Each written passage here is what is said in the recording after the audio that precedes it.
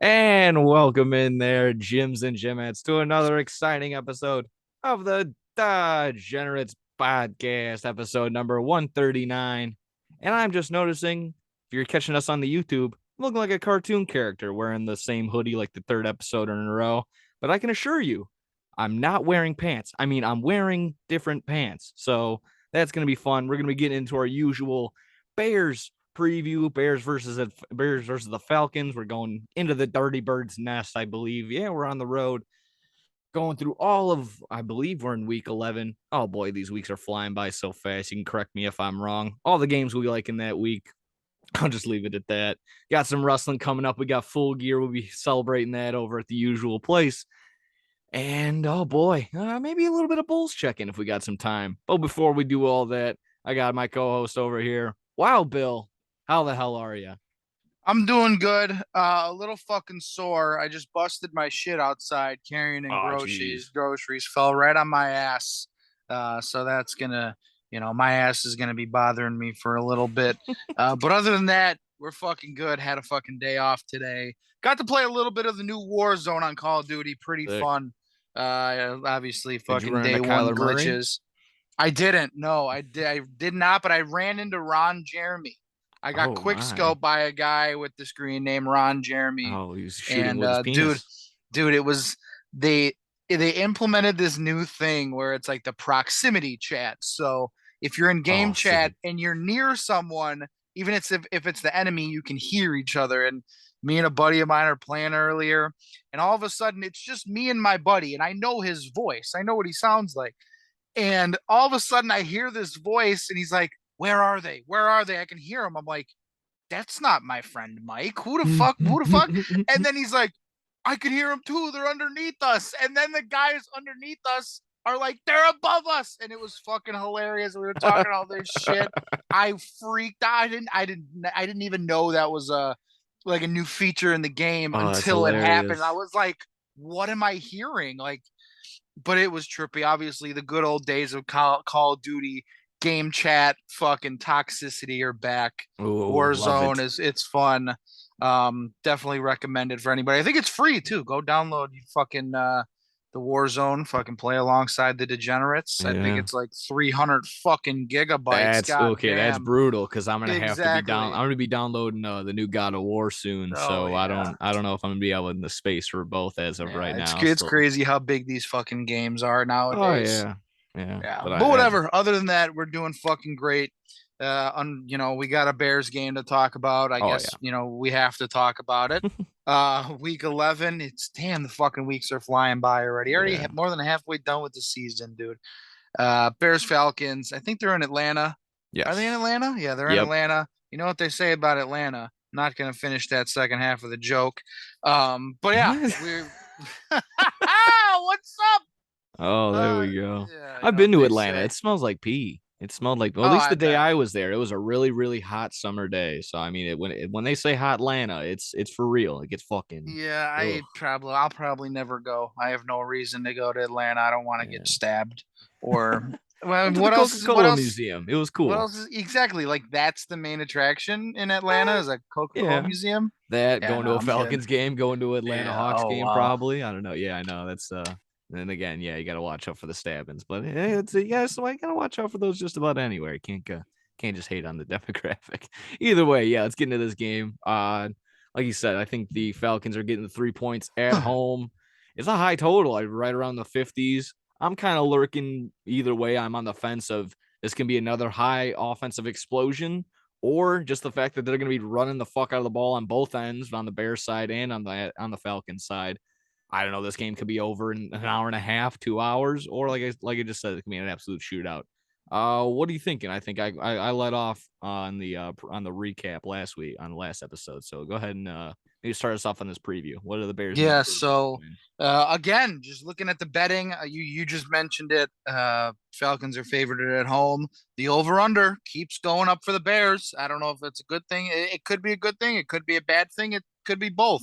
But me, just as a optimistic Bears fan, I'm gonna look at that as a good thing. That point It's at total keeps going up, and Justin Fields' exactly, rushing total keeps going up. So be yeah, be watching that as well. keeps fucking breaking records, doing this, doing that. I think the over-under right now, 49.5.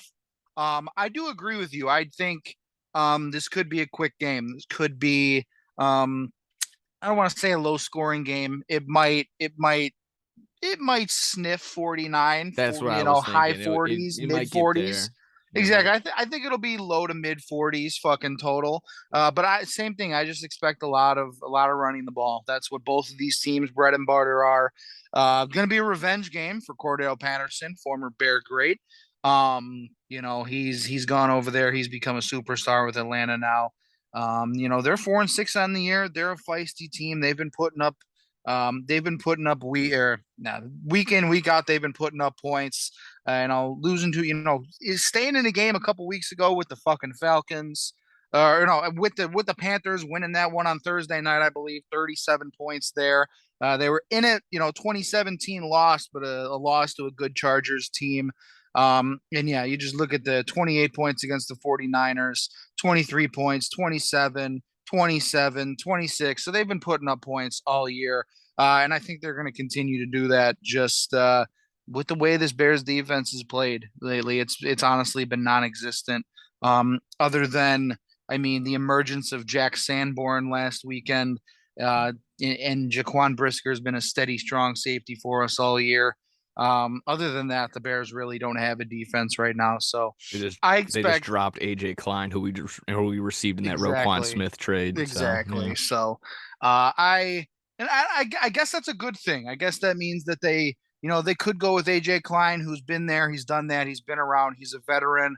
But they're gonna start the young kid, the undrafted linebacker out of Wisconsin, Jack Sanborn, instead. So, I guess you can look at both sides of the table. I think, again, just being me, that says that they have faith in Jack Sanborn, in that middle linebacker position. So that's good. I think both teams are going to be able to move the ball. I think it's just that clock's gonna be ticking the entire time. Teams are gonna go back and forth, march. I think there's gonna be a lot of drives that are 8 plays, 9 plays, 10 plays, 70 plus yards, touchdowns. And like I said, I expected maybe 49 and a half, definitely a little high, especially for two teams that aren't really known for throwing the ball a whole lot. the only thing Obviously that can running. stop the ball is probably the missed pass attempts that could Yeah. likely be high considering Marcus Mariota isn't very accurate. His passing attempts have gone up in the past couple of games, but the completions haven't followed suit. It's right around the same with just about everything he's been going. He hasn't been very good. So yeah, I don't even know. I don't. Is there really even a game plan to win this one? Like Sure, I've been yeah. thinking. I've been thinking like, what do the Bears have to do to win this game? But Claypool needs to get it's involved. Darnell yeah, Mooney and Komet need to be doing the same. Monty's going to need to step up, and we're probably going to need to get Travis. Is Travis Ebner, Treston Ebner, Treston Ebner, I Treston believe his name is. Ebner going Yeah, to be the backup now that Khalil Herbert going out on IR with the hip injury. So I mean, it's simply put. I mean, I would probably say again what we thought last week's game should have been is probably should be this game this week in terms of I believe that we can have an aerial assault again. This should be I love Justin Fields running the ball, but he said again last week, my legs are fucking tired. I get it. You run 300 yards in 2 weeks. That understandable, and you're getting hit along that way too. So gotta air it out. We gotta air it out. We gotta get these guys open. Gotta get Claypool going. Just at least in some sort of consistency. He doesn't need to go crazy. Just get him 4 or 5 passes. Let him do the rest. Get at least if you give him the ball that many times, he can probably turn it into about 50 plus yards right there. yeah. Just we're waiting for that breakout performance from Fields through the air. We thought it was going to be last week. It wasn't. He has another opportunity to do that now. So fully expect Cole Kmet. I think he's definitely become, like I said last week, that safety blanket, just that go-to number one target for Fields, especially over the last 3 weeks. But get Claypool involved. I mean, we gave up a second round pick for this guy. It's been 2 weeks. He should know the fucking playbook by now. Um, he should. I mean, he was full go last week. I don't remember exactly how many targets he had, but want to see this guy more involved in the offense. Yeah, absolutely. I'll just quickly go through my what everything I wrote down just on paper. Should be simple. but we're going to key in on the run. They got Cordell Patterson, Tyler Algier, Caleb Huntley, this Williams guy, and even Marcus Mariota, all primed, ready to go, ready to run. But like I just said, we're going to need to force Marcus Mariota to pass. He can make mistakes, so let's let him. Like I just said again, his pass attempts have gone up. Whoopsie doo, doesn't really matter. His completion percentage and completions haven't increased. That doesn't it didn't correlate well. Doesn't matter. And everything else, all his stats, basically is just about the same as Fields. But the upside of Fields being able to run right now is all the better. So it's pretty nice. Looking around the team, still kind of not worry, but the receiving core of London, Pitts, Demir Bird, they've been shut down before. Why can't the Bears shut them down again? I mean, we were a little lackadaisical right now, but I feel like we can key in on these guys. We're gonna be on the turf. We're gonna be in the dome. Everyone's gonna feel a little bit faster, so maybe the defense gets a little bit of get some juice going. Just for some sort of context, Drake London is their leading receiver. He hasn't been fantasy relevant since week 2, besides his Thursday night performance where he caught a touchdown. But again, nothing really to write home to mom about, where he had 3 receptions, 47 yards, and a touchdown. So nothing too crazy. Again, that's against the Carolina Panthers defense, who is okay, but again, it's the Panthers. They're pretty bad. Just blowing through it again. Like I said, should be feeling a little bit faster. With the dome turf, letting these track stars feel a little bit faster. Let them go. But yeah, this should be a big passing game for Fields. This should be his big renaissance, at least through the air. I want to see at least 250 yards. I want to see 300 yards through the air. I'm fine if he gets the goal line touchdowns or whatever. If he says fucking I'll run and get a 5-yard touchdown here, because they're gonna need that. Like I just said, Herbert out on the IR. Going to rely on Monty, who's been good and he's no doubt he's solid. A little injury prone here and there. Maybe get some Ebner some touches. I don't see him being on there too often. But again, getting Mooney and Komet fully going. Claypool needs to step up. This should be in the bag. Again, on paper, should be in the bag, but I'm Falcons are they're tough a little bit. We've signed every time you seem to doubt them, they seem to be right there up in your fucking face. So Cordell Patterson's gonna have a little bit of juice. Get a very disappointing Thursday night game. They get a little bit more of a break than the Bears. Them playing on the Sunday game and then of course the Falcons playing on Thursday night. So we'll see if that factors into it at all. But again, on paper, even though the Bears are getting the 3-point dogs, they should have no problem taking care of this, taking care of it, taking. I think it's going to rely on ball control. Who can have the ball the longest? If we're both going to run the ball, who can control the longest is going to probably determine it. So there you go. Simple as that. Did you have anything else? I'm Yeah, kind of. definitely limiting turnovers is going to be huge too. Yep. And the I mean, you turn flags. over the ball once or twice, that might just put you in a hole you might not climb out of with with the way these defenses have played all year. So, I think that's going to be a big thing to watch too. Hold on Yeah. to the damn ball Yep. security. That for sure. The flags, we shot ourselves in the foot. I think at least 7 or 8 times, giving up 60 plus yards just off the top of my head and penalty yardage to the Lions last week. That can't happen. You can't give these teams that don't, at least like the Falcons. You can't give a team like that who doesn't consistently move the ball. Can't give them extra yardage. Marcus Mariota is not that good, but if you give him opportunity, he can get in there.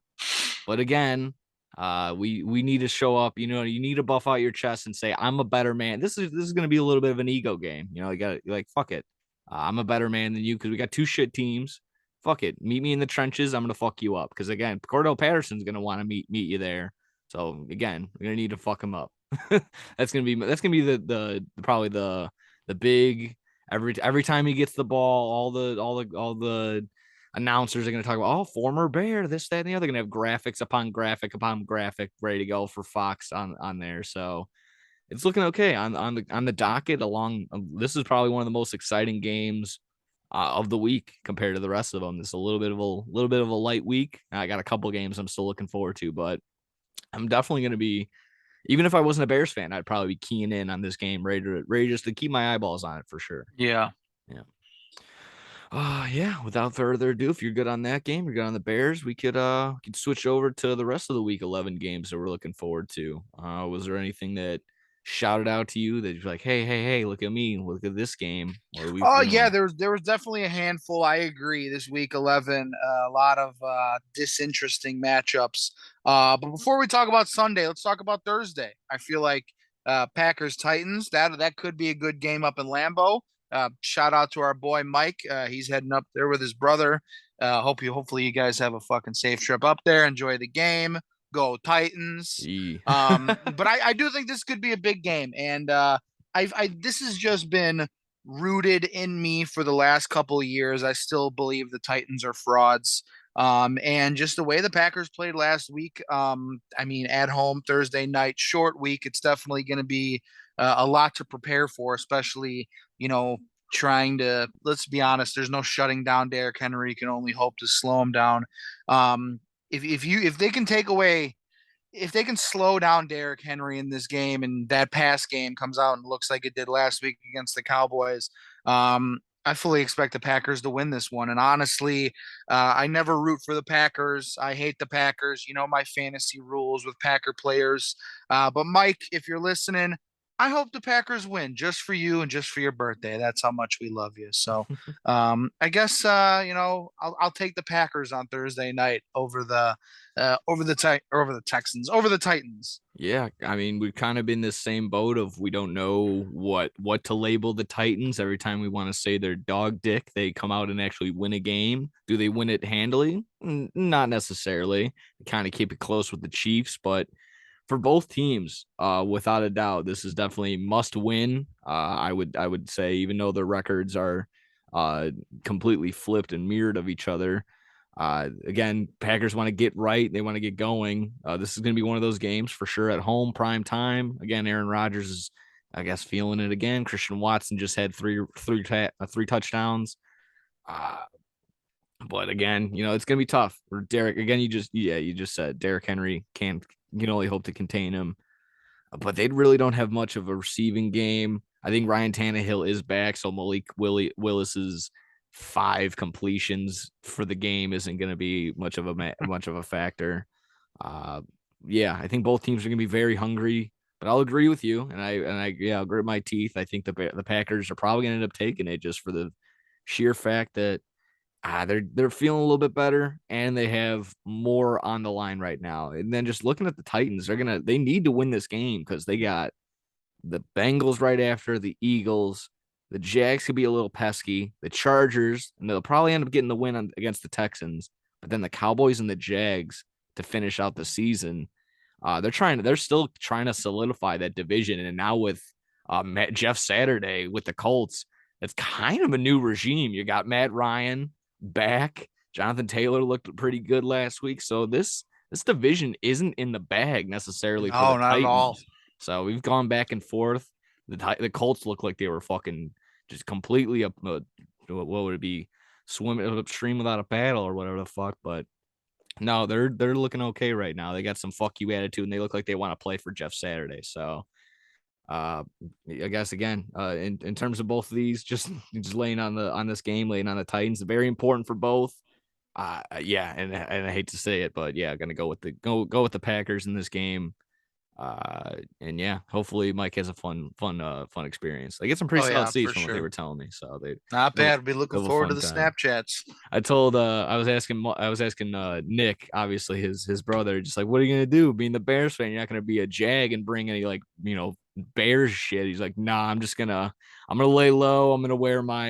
He's got a Stranger Things jacket, and it's kind of got the Packers colors. I forgot whatever the school is in the name of it or whatever the fuck. So he'll look okay. But Hawkins I was Elementary yeah, there you go. I'm just telling him, like, or just middle or high school, whatever the fuck they're in. yeah, exactly. I'm like, either way, you're gonna have to layer the fuck up. It's gonna be cold as fuck. Ooh yeah. Yeah, so yeah, have fun up there. That's gonna be really awesome. And I know they're getting ready right now. We'll be on the fantasy show later today. I'll probably get a little bit more insight of what they're doing.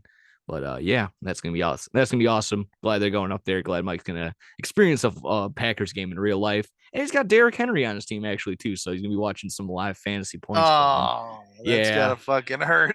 a little bit. I would think a little bit. He's gonna be like, oh no, Derrick Henry just scored a touchdown with Like, boo, like oh, it pumping was an his fist. 88-yard touchdown. Darn it.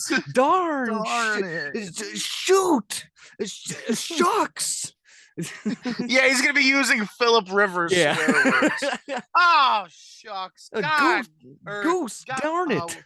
uh dag flubbit. That's what fucking Dag nabbit. Philip Rivers, dag nabbit. Yeah, There that we was it. go. That's what Philip Rivers always used. Like, God, did I said Those it again? those nitwits on the defense, what are they doing out there? I Oh could hear Jesus. Mike saying that in my head. I could just see him. I could picture him. Oh shucks. Oh fuck. I'm gonna point to one that I didn't think again. I think it was a couple weeks ago. Probably the Lions and the Seahawks were like, this shouldn't be, or it was like the Lions and the, or excuse me, again, Seahawks and the Giants. That's probably wasn't gonna be one we were like talking in the preseason. And another one again, probably shouldn't have been talking about in the preseason, but we're talking about it now. Lions Giants. Oh boy, strap it in, lock it down. Uh, they're in New York. We'll see how this Lions offense goes in the without being in the dome. Saquon Barkley probably going to get another 40 touches and fucking 30 touchdowns or whatever in this game. So that'll be fun to get absolutely butt fucked in fantasy by him, but it is what it is. Still looking It at is what it is. exactly. Uh, look, this is like I said, just for all different interests, all different insights. You maybe got some fantasy, maybe you got some gambling on it, but just two kind of exciting teams. Giants could possibly be 8-2 after this year, and you go blah, blah, blah, blah. So here you go, Lions Giants. Any thoughts on this one? Yeah, unfortunately, it looks like I'm gonna have to start fucking Darius Slayton at wide receiver this week. Oh boy, Four how four of bad? my six receivers, four of my six receivers are on bye weeks this week. Oh One, the my big one god. being Jalen Waddle, so that's gonna fucking pain me. I had to scoop up Mr. Slayton, but against his Lions defense, I think It could be a very good spot exactly. start. He could put up 12. I'll take 12 out of him. If you do that, 5 catches, 70 yards, Yeah, I'll six take and it. I sixty. don't Yeah. need I don't need anything other than that. Um, I think the big thing here is just I saw this stat earlier. Daniel Jones has 2 interceptions on the year. He hasn't thrown one in the last 6 games. So exactly, they've been just feeding Saquon through the run game, throwing the ball to him, and not turning the ball over and playing good defense. That's been their formula all year long. They haven't switched up from it. It's been working, and I think it's going to work again Sunday. I think the Giants get to 8-2. Might be a little bit of a high scoring game for the Giants at least, because Lions defense is fucking dog shit. But yeah, it's been the same thing. It's okay. Give the Saquon the ball 30 times a game, and we're gonna make a couple stops, and we're gonna win the game. So, Taylor Heineke will start against the Texans this Sunday. Ron Rivera says, "How about that shit?" Oh, as opposed, Um, oh, they should not go back to Carson Wentz. no, There's they no can't. They way. can't. They got back There's to two. 5-5 with Taylor Yeah, Heineke. dude. They just beat the Heineke's damn got two. Eagles. He's got that fucking fuck you attitude. They want to play for this guy. They're putting the chains on him on the fucking plane ride home. What a Monday night Monday night game that was. That was actually fun. Yeah. Yeah, I mean we'll get into that in a little bit too, but yeah, no, Lions Giants. That's still gonna be pretty good. And yeah, Saquon getting 35 rushing attempts last week. Broke his record, his career record, longest, most. I'm running out of words, getting all over the place, and again, I'm just dreading having to play him this week in fantasy, knowing that he's just gonna fucking run all over the Lions, probably catch another couple passes too, and say "fuck you, Nick" as he runs into the end zone 17 times. Um, Looking at another one, Cowboys Vikings, another opportunity for the Vikings to, all right, reassure, we beat the Bills. All right, let's do something else again. They're at home this week. Again, looking like a pretty solid NFC matchup. Zeke's coming back, but I'm probably going to get an even keel of Zeke and Pollard on the Cowboys side. Dak Prescott looking okay. CeeDee Lamb had a pretty solid game last week as well. But the Vikings run into a pretty tough Cowboys defense. You're still going to, in terms of fantasy, you're still going to start Justin Jefferson all the time. I've heard people trying to shy away from Adam Thielen, but I'm kind of like, maybe I might have to play him this week. So it's not the worst decision for some people. Playing in the dome, it always is nice. Any thoughts on this game in general? I mean, Zeke and Pollard versus Yeah, Dalvin Cook what and the Alexander fuck? Madison. That's What's my up? thought. What the fuck is wrong with Vegas? Why are the Vikings the underdogs in this game? Oh, Don't really? get it. They're at Wow. home. They're 1.5 point underdogs to the Cowboys, who just blew a fucking game against the Packers because Mike McCarthy is a fucking idiot. And on the other hand, the Vikings just upset the Bills on the road, and somehow Minnesota are underdogs in this one. All So right. Well, it's close. They're only plus 105 on the money line, minus 125 for the Cowboys, but still at home after that huge win. This Vikings team is rolling right now. And not only are they rolling, they're healthy. That's absolutely huge.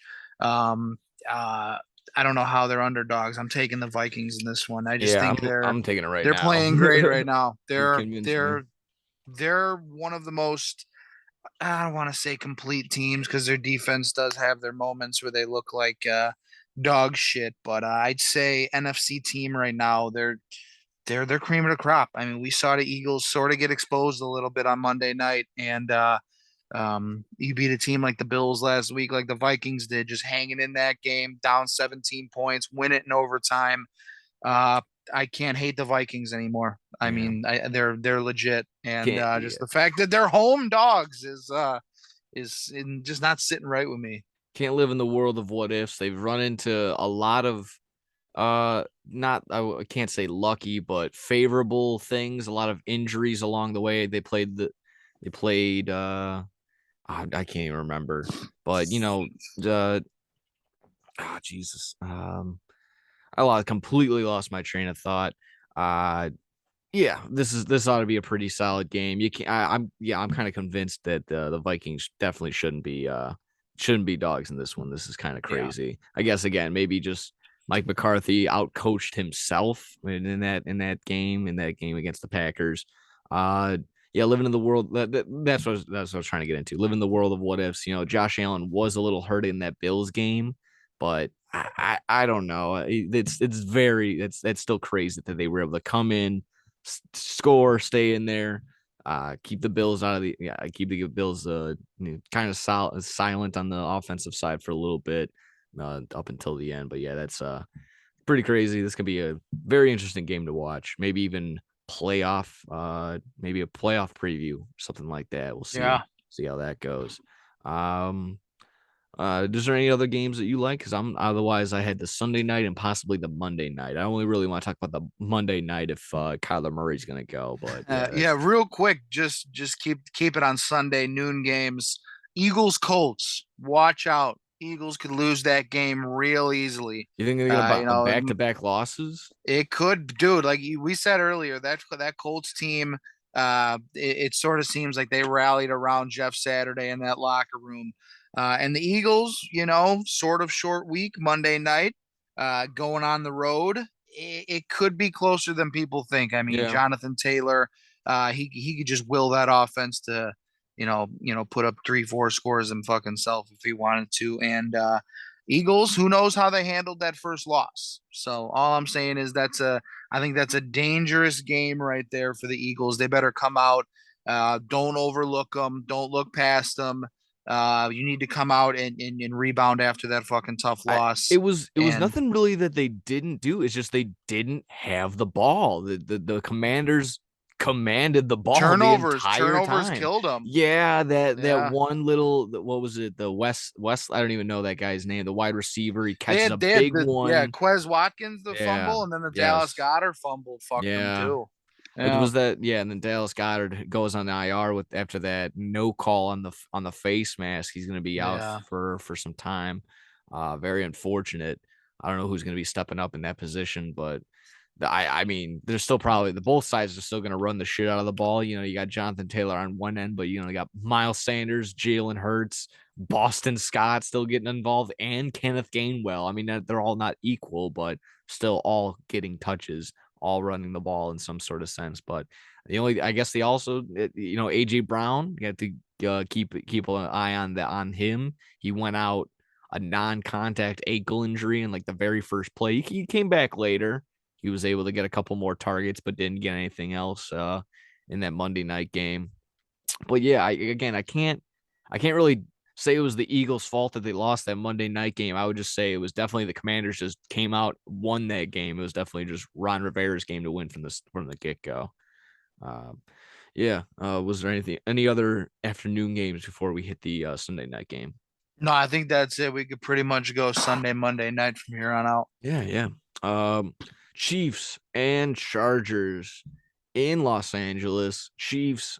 Oh boy, I mean, this is a divisional match. You got fantasy players galore here. I know you're probably gonna. I believe Keenan Allen might be playing this game. Mike Williams, maybe not. Justin Herbert has had a very disappointing season so far, and I mean, just a defense that hasn't really shown up, and they're gonna have one of their toughest challenges. I don't know if they played the Chiefs yet so far this year, but Patrick Mahomes, even without Juju Smith-Schuster, they're gonna have a tandem of a bunch of wide receivers, and then just throw Travis Kelce casually in there as their leading guy. So I don't know if they're gonna be relying on Clyde Edwards-Helaire anymore, but seeing as though they Isaiah Pacheco and Jerick McKinnon can slide right in. No problem right there. I just had some trade in my league happen. This guy all the way at the bottom of the league receives Clyde Edwards-Helaire and trades away George Kittle. And I laughed in the message boards. And he's like, "Oh," and then some asshole wanted to reply to me, "Oh, that's a fair trade. This is even keel. Clyde Edwards-Helaire, this, that, and the other. He actually has more points than George Kittle." And then my reply was, "LMAO, force total snaps for Clyde Edwards-Helaire. ... I rest my case." That was it. That was just. I hope the rest of that league knows how much of a dumb. Like, that's why I'm like, I'm I'm somewhat like I'm impartial on vetoing trades because there's like stuff like that goes through, and you're just like, what the fuck are we doing here? Like that's just absolute shit. But I'm sorry, we're getting off on a tangent. Sunday night game.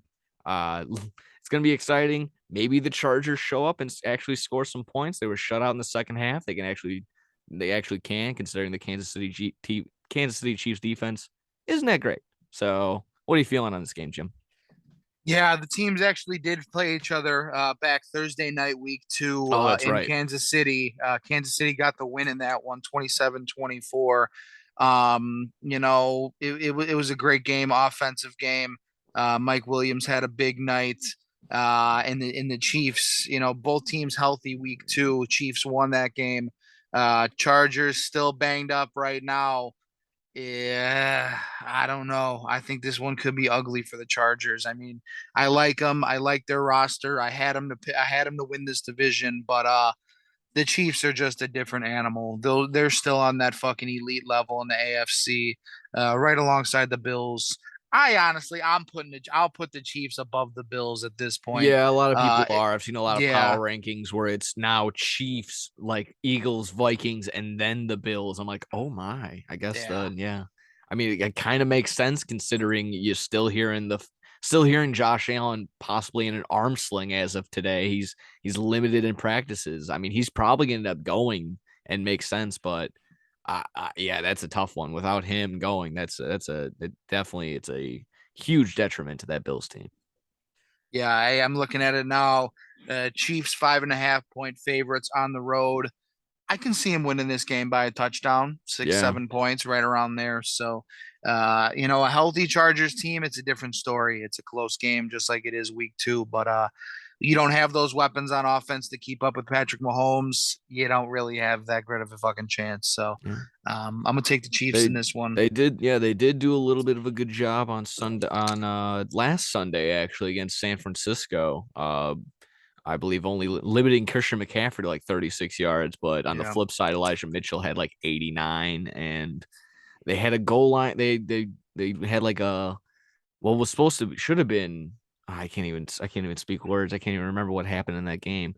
They turned it over really late around the 20 and it only turned into 3 points for San Francisco. So the Chargers defense, while it's got some holes and everything right there, shut down a little bit. It's going to have their toughest challenge again, playing Patrick Mahomes for the second time. Again, it is always tough to beat the same team twice. I always keep that in mind as well. So all in all, I'm still expecting a very nice game from everyone involved. I think it's gonna be fun. Last one, kind of only really want to watch it only if Murray's going to play. But if it's going to be a Niners Cardinals game without Kyler Murray, the Niners are just going to beat the piss out of them. They got everything going for them. They You got don't their trust Colt defense. McCoy? He'll move the No, he ball. sucks. He'll Just move the say it. ball a little He's a bit. bum. He's a little squishy faced fucking idiot. He looks like that guy from Jarhead. I want to fucking punch him. I don't know the name of the actor, but every time I see his face, I want to fucking punch him. We had this fucking, maybe you had him. You remember the fucking substitute teacher we always had at East Leiden, who was a former student? He was like the tall, handsome, blonde haired dude, muscular. He was like a fucking part time substitute teacher. He looks just like Colt McCoy. Oh And that's boy. every time I saw him, I was like, that's just what I thought of Colt McCoy. But no, Colt McCoy, if he plays this game, the Chargers are going to win, or the 49ers are going to win by 70. Absolutely. He can move the ball a Kyler's little faking bit. He's injury. gonna, Warzone just came out. He's not fucking injured. He wants to stay home. He's got the Mountain Dew. He's got the yeah. double XP codes that are running out. He wants to get that in, dude. Come on. He's trying to get those gold camos. Especially without Zach Ertz, that's going to be a little bit of a detriment. Rondale Moore has picked up a little bit on the receiving end, but DeAndre Hopkins is everything you throw to him. It seemed like it didn't matter. I think he caught just about every single one of his targets last week. He had a very nice game.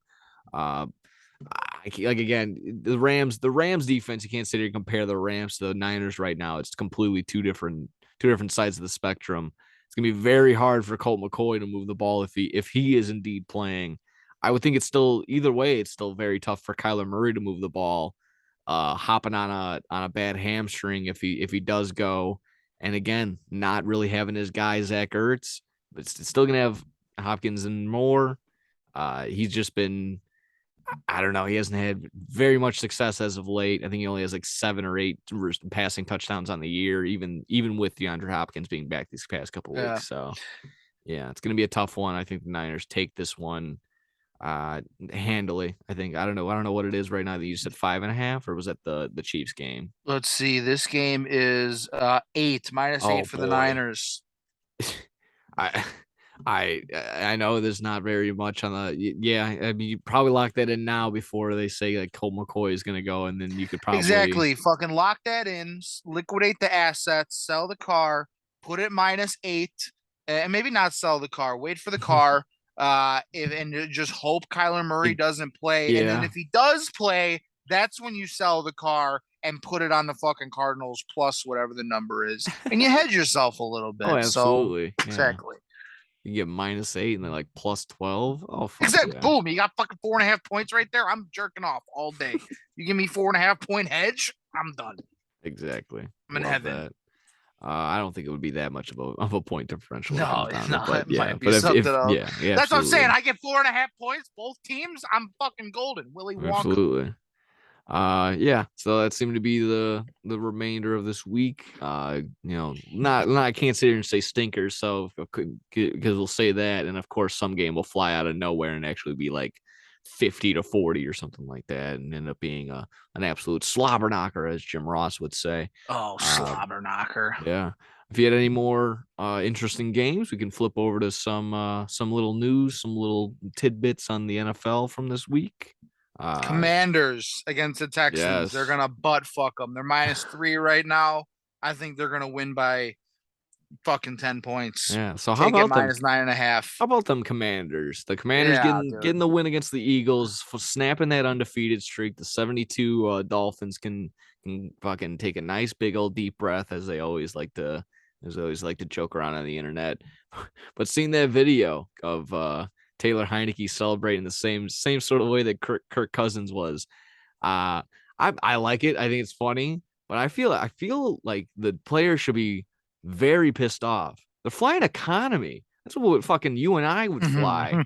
And he's riding around the chains. You hearing the reports that your team, your franchise, is going to sell for $7.2 billion potentially. Put us in first class. Jesus H mercy.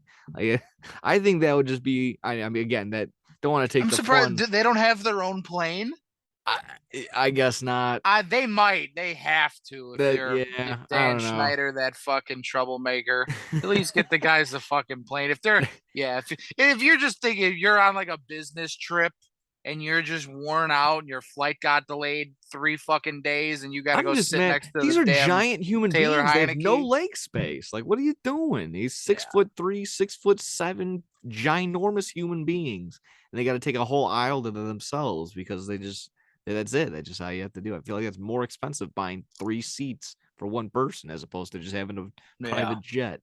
Either way, I can't sit here and do the numbers on that. But what do you? I just want to get your thoughts on that flag towards the end that solidified the win for the Commanders. I'm kind of either way. Go ahead and lead off on your thoughts on that. Yeah, I get like uh they're gonna try and protect quarterbacks at any cost nowadays, but I think that was a little fucking soft. Yeah, Especially looking at Justin Fields getting like power bombed the other day. It was pretty much he got Batista bombed on the field and nothing happened to him. And then they call a flag on Brandon Ingram or Brandon Graham, whatever his name is, the captain for the Eagles. That was a soft yeah, one. I think that was definitely a soft one. Like, and I get it. Protect the quarterbacks on. Again, he also did put his knee down and he gave himself off, but it was like the guy was already coming to fucking hit him at that point. So, I do think it was soft. I mean, there are a lot worse fucking hits on quarterbacks that haven't been called. But I mean, I still don't think it was that penalty that lost them the game. A lot of people were saying that was it, that was the game, and yeah, the game was still on the line. But the Eagles just played sloppy. I feel all night they played sloppy, and they shouldn't have put themselves. If you're that elite of a team that you say you are, you're 8-0. Eagles fans are going fucking wild. You probably shouldn't be in that situation in the first place. So absolutely you not. probably should have came out here Monday night at home, and you probably should have just shit kicked the fucking. I almost did it again. The fucking Commanders. I'm still not used to it yet. You probably should have shit kicked that fucking team. And to be in that situation at the end, I think you just gotta blame yourself if you're the Eagles right now. Yeah, definitely in that realm of the Commanders shouldn't have been in that situation with the Eagles. But they simply were. They came out and absolutely dominated. I believe they had 50 offensive snaps in the first half.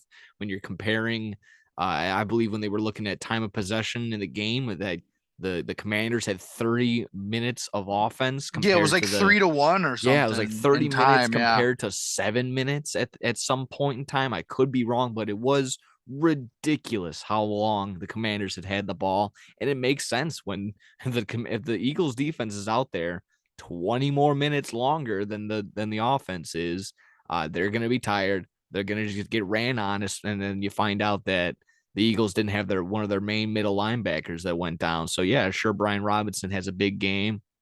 But I'm not going to sit here and say that one. I'll agree with you. That one play didn't determine that game. The Commanders straight up punched the Eagles in the mouth. They They did. should have scored. They should have definitely scored a touchdown more than they did. They had Joey Sly come out and he bangs fucking kicks from 40, 50 yards out and Oh whatever. yeah, I was gonna say Joey the fucking thigh Sly. Oh yeah, He was exactly. banging them, dude. And Holy shit! I think he absolutely. had 255 plus yarders. And that would have been probably good And from then he had 60 plus. exactly. Yeah, He was exactly. you know what? Just me being me and being the Rocky fan that I am, the Eagles got rockied. I mean, they were the Apollo Creed in this situation, and the Eagles or the Commanders just came out and fucking took everything they had and fought back and won it at the end. That's how Rocky wins all of his fucking fights.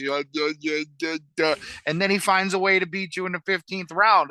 That's exactly that's exactly what the Yeah. fucking Commanders just did to the Eagles. So Yeah. good on them. I know that video of Taylor Heineke with all the change was going around. That was funny, but I want to shout out to the video that came out from the locker room. I guess Ron Rivera just lost his mother Yeah, I saw recently that. to cancer, so he got very emotional. And he said, "My mother would have been very proud, fighting back tears." that's again one of those football moments that everybody just loves. Probably Eagles fans, they're heartless bastards. They Yeah, hate it. But everybody else, you got to appreciate stuff like that. And hey, former Bear fucking great too, Super Bowl champ with the '85 team. We love Ron Rivera here, so yeah, good to see that team get to 5-5.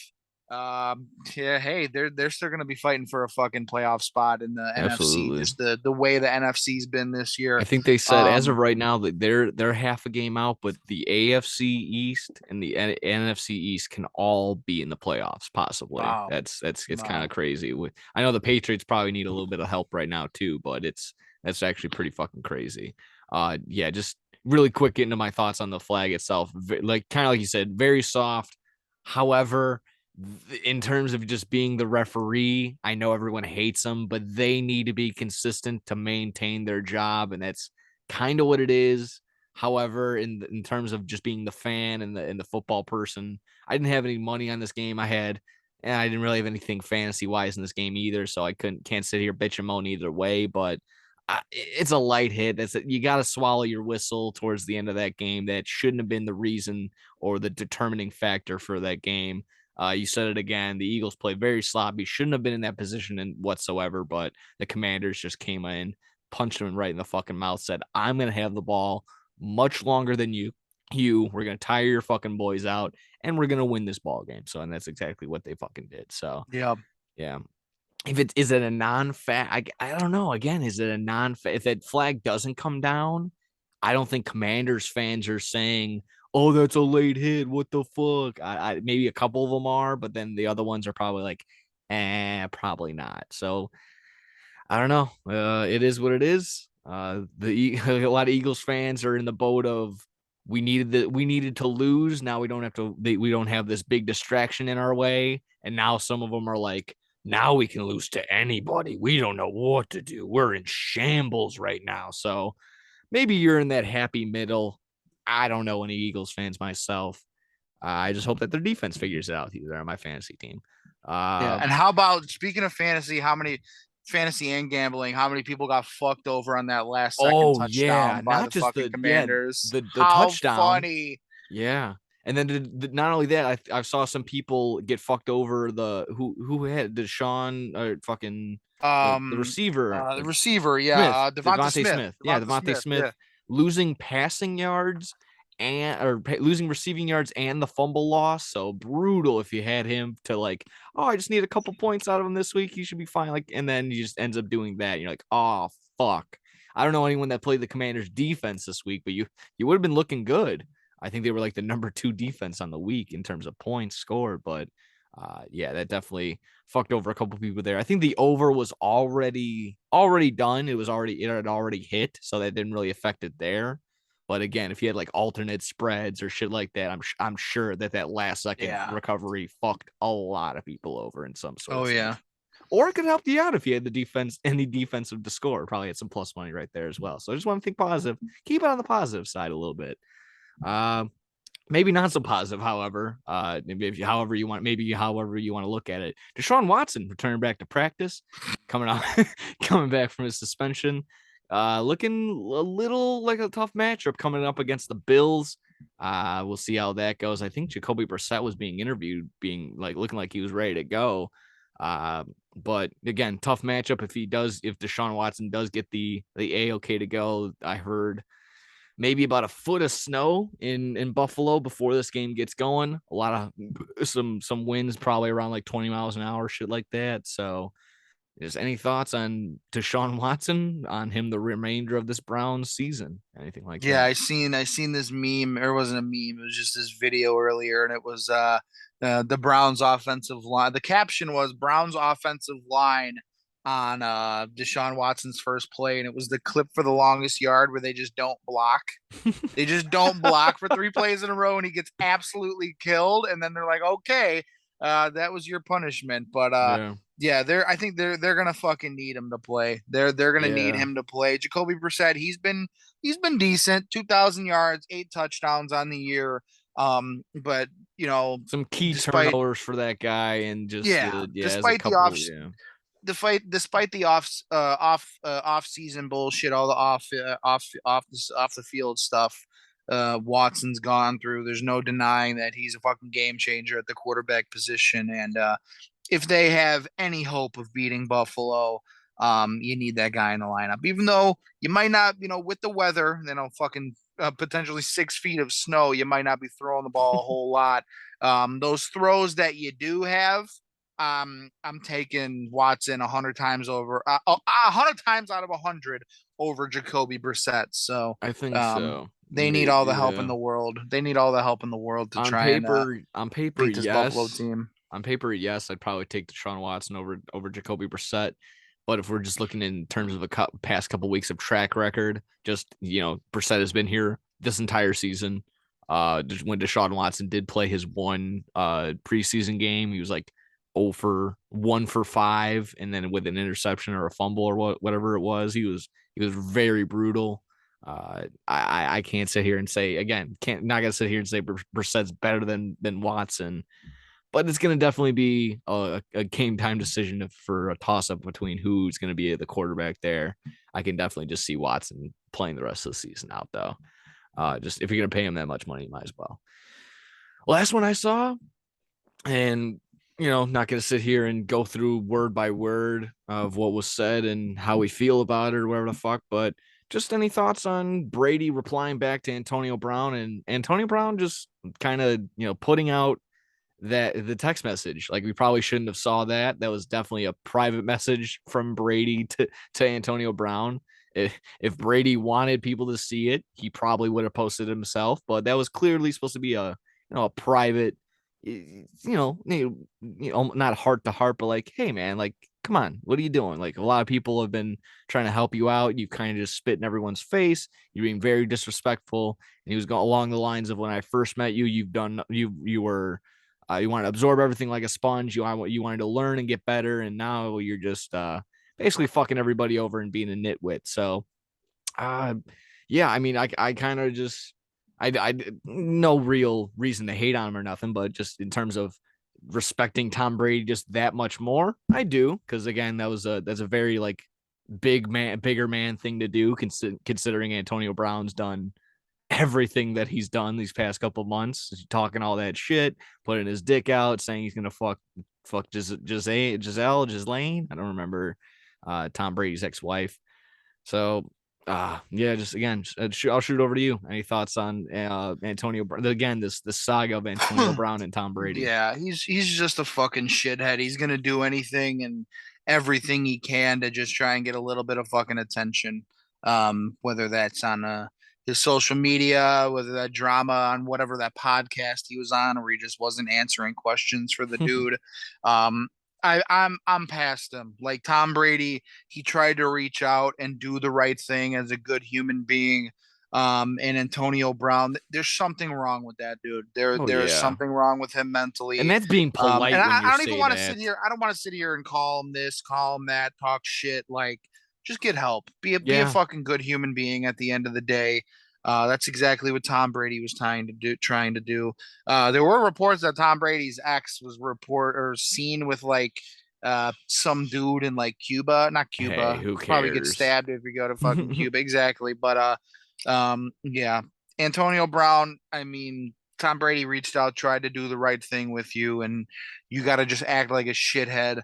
I Yeah. guess that's just people nowadays. I don't know if it's the culture, it's Yeah. the funny thing, it's the cool, it's a popular thing to do, but at the end of the day, you're just a bad human being. So Yeah.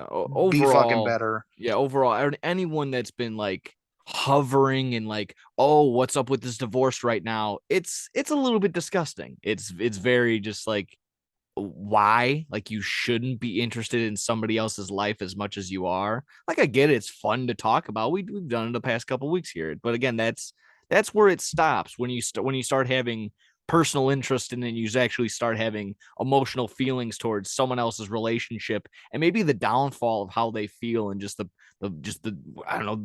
I've never experienced it in my life. Luckily my parents are still together and shit like that. I'm not married just yet myself either, but I have a ton of friends where divorces either just fucked them up, fucked up their family, and just in any sort of way. So just like, for, again, just harping on Antonio Brown and just the people that are like constantly like either on Antonio Brown's side or just anti Tom Brady or just really just feeding into this Tom Yeah. Brady's divorce thing. Like, cut it out. It's disgusting. Get a new hobby. Again, God of War just came out. Maybe hop on that or something like that. I really don't know.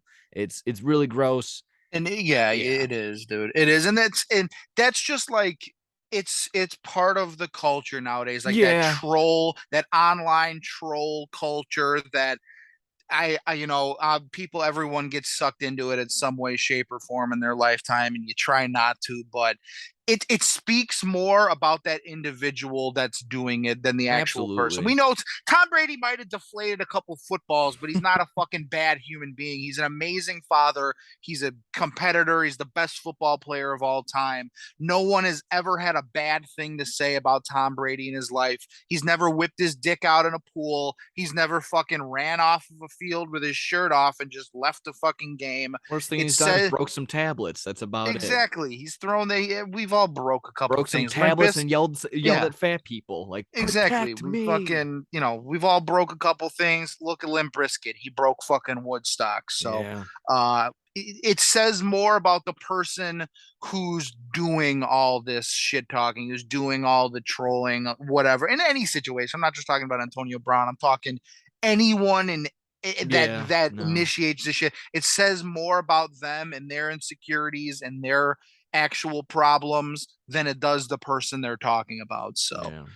there's a Absolutely. little fucking life advice for anybody listening to the Degenerates podcast. Be Yeah. nice to people. Absolutely. Again, just some people I see. It just seems like, and yeah, whatever. But it just seems like a lot of people these days. I don't want to sit here in the world of fucking of let's lecture everybody. But everyone, again, a lot of people seem to wake up like what's the most harmful thing I can say today, and they'll fucking Exactly, go post exactly. it. And that just shows that that person's quality of life Yeah. probably isn't the fucking best. So Yeah. that's where they get their satisfaction from. Yeah. And I shoot my opinions off myself, but it's usually in the world of wrestling and shit like that where not everything needs to be taken seriously. And that's kind of where that ends. Again, when you get Yeah, emotionally there's invested there's in this a shit. huge difference between joke trolling and Yeah. personal like trolling. Like Oh there's a yeah. huge difference, and most people recognize it. There's some people that don't, but Yeah. When you go shame on from them. just like, oh, I need to comment on this to I need to turn this into a blog, let's slowly roll a little bit. So again, I'm not Yeah, it's like, hopefully I'm oh, not I think Aaron Rodgers is the greatest. Oh, I think Tom Brady is the greatest. Oh, I hope your mother dies. It's like, okay, yeah. wow, you Wow. really had to go there because Yikes. I don't think Oh. I don't think we have a disagreement on a quarterback or whatever the fuck it is. That's Yeah. okay. Absolutely, absolutely. Yeah, if you're good on that, we can shoot over to. Oh, we got a couple other things on the docket. Like I said, we got some MLB free agents to talk about. I got a couple quick minutes maybe on the Bulls if we wanted to check in on them, and then of course we'll finish it off with wrestling. So, what do you want to do here? Maybe talk a little Bulls, or do you want to talk some MLB free agency? Yeah, go for it. Talk about a little fucking Bulls for us. I feel Oh like yeah. we haven't talked about them Hey, yeah, in a and you few know what?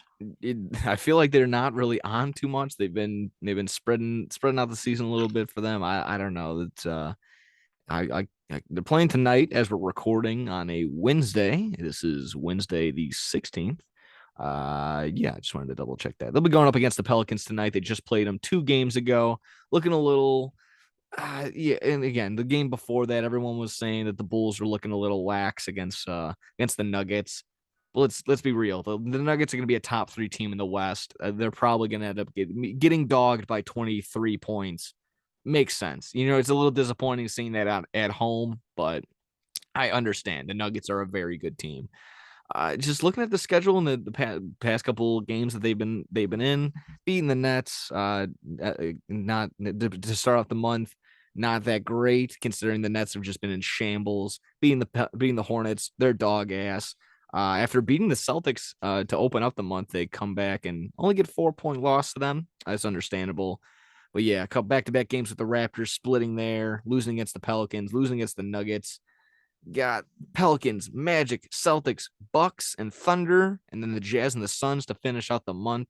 I mean, let's be real. I mean, everyone's kind of I say everybody, just like meaning the people that I see online and in the Twitter feed and everything like that.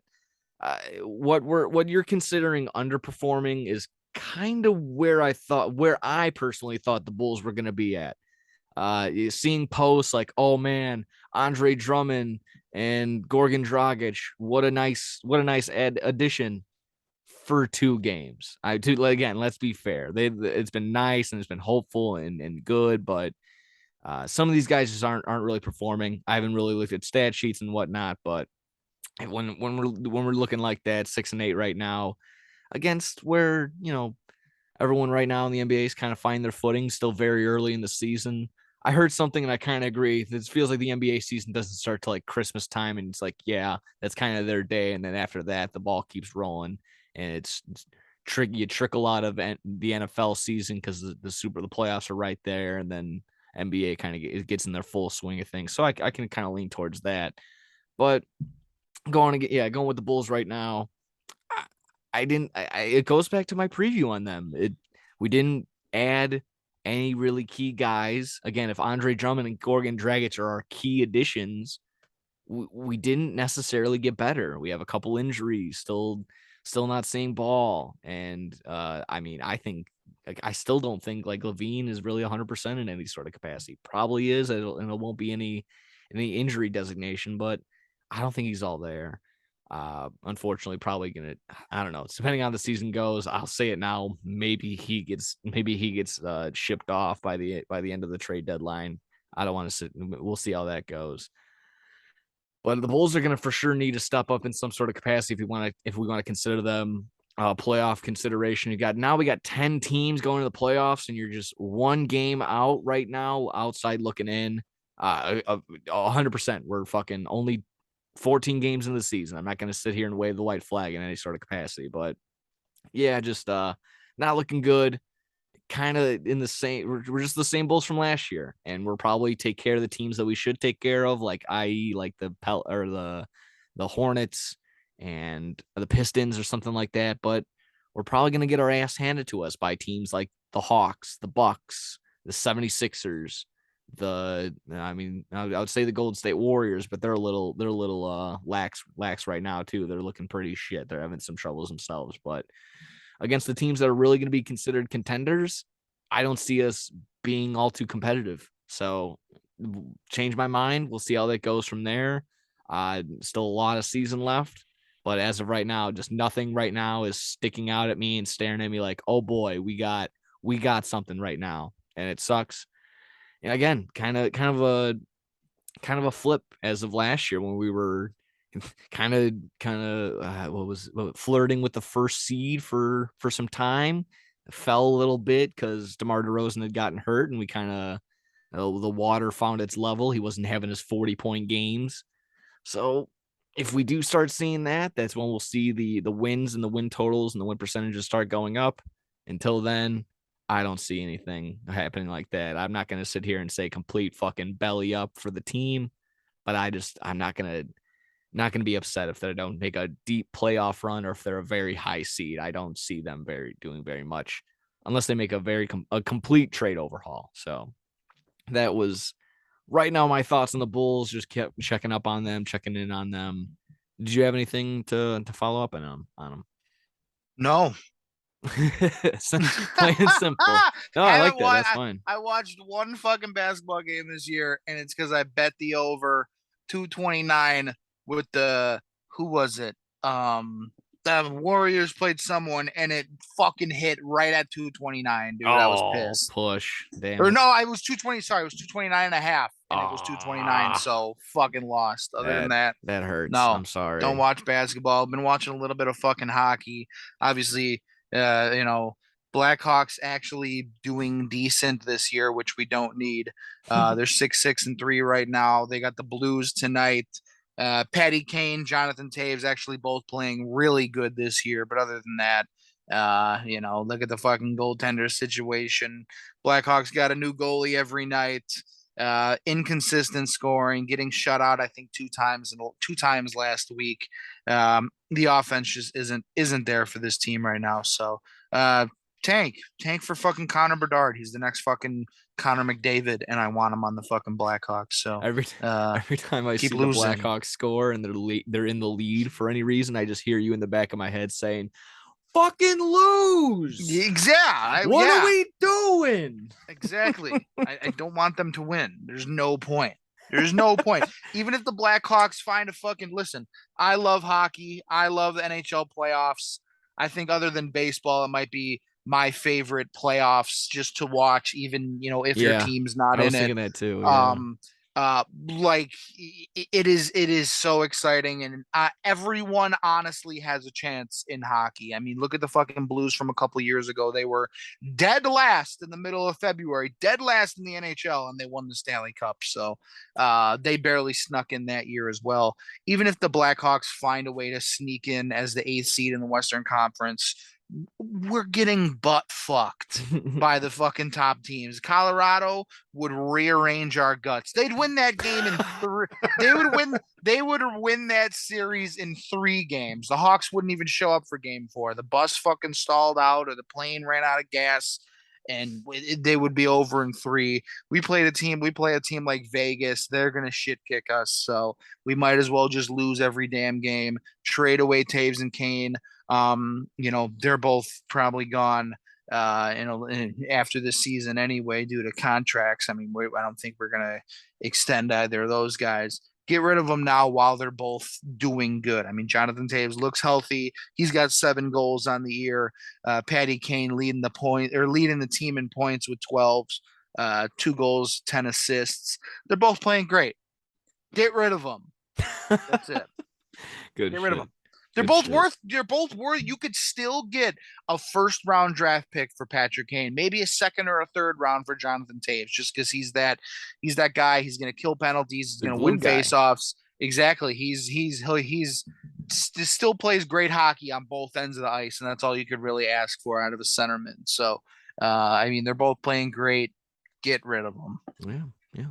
That was actually nice. That was a good impromptu little Blackhawks check-in. That was Yeah, pretty fuck good. them. They suck. Either way, that was pretty good.